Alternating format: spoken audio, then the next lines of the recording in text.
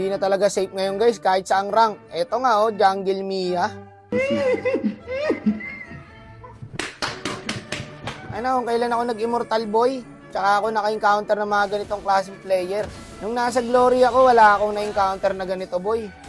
Sobrang lala na ng ganito, mahirapan na yung kampi mo dyan guys pag ganyan, Jungle Mia.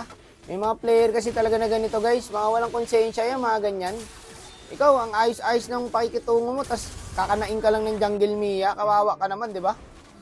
Tas dito na nga, asar pa yan boy, tingnan mo, asarin pa ako niyan ha. Titipiyan pa ako niyan, oh. Ngayon, natilta ko boy, pinasok ko. Sinikmuraan ko, ayan o, pang. Kabuti na lang pala, nakaligtas kami, no? Hindi napunta sa amin yung ganitong klaseng player. Kasi kung nakampi namin yan guys, malang yan, anda na ako masabi ko anong pwede sabihin dyan. Anda na ako ma-mute next game. Lalo pag galing ka pang lose streak, tapos biglang magugulat ka, jungle nyo, Mia. Awa-awa sa'yo, boss. So, mapang-asar talaga siya, titipian niya ako ulit guys, oh. Talagang mapang-asar talaga, boy. Yun talaga yung ano niya, role niya rito. May mga ganong player pa rin kasi guys, siguro mga 3%. Yung mga player na ano, naglaro para mang-inis lang ng kampe. Meron pa rin yan, tsaka hindi mawawala yan kahit saan laro eh. Malas mo nga lang pag sa'yo natapat. Kakaibang halimaw to guys.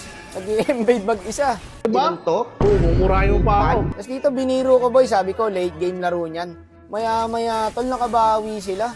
Tsaka gagi pag lumate game yan, nyari din kami dyan kasi Mia yan, tsaka carry. Nakakampante rin kasi minsan pre, pagka nakita mong ganito yung hero ng kalaban eh. Kasi hindi mo napapansin, nakaka-item na pala. Mahirap pigilan ng Mia guys pag naka-late game, baka kala nyo ba? Dito nga oh, nakakabahala na kasi nakaka-item na boy. Nakakuha na siya ng kills. Galing siyang 0-4 guys, ngayon 2-4 na standing niya. Pag ito talaga naka-lock item, leeg tama namin rito eh. Ito, ang ganda ng connection namin ng Akay oh. Pag set ko, tinulak niya palayo. Diba ba naman, nasa katinoan, nakita mong sumit, ilalayo mo pa eh. No? Iba talaga utak ng random, boss. Gagi ka, eto na. Nakakabawi na yung Mia, guys. Follow up na lang yan, boss, oh. Tatalunin pa tayo nito pag tumagal pa ng konti ito, guys. Mia, carry. Ang hirap niyan, promise. Pag naka-item niyan, guys. Tignan nyo, ayan na. Eto na, dito na siya nakabawi, eh. 2 item na lang, boy. Tag-iilang hits na lang kami dyan. Para kailangan, ma-end na natin to. Oh.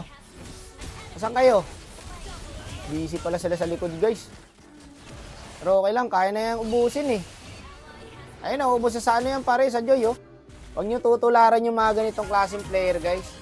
Kasi may mga player na seryoso mag-RG, alam nyo yun, yung nagpaparank up.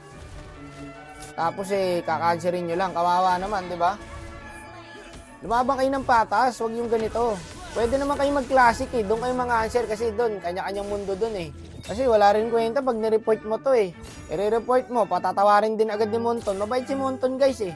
Ganyan niya sa mga player niya. Tapos ngayon, tiyanik ko, matino naman pala. Top 2 Philippines Amon pala siya oh.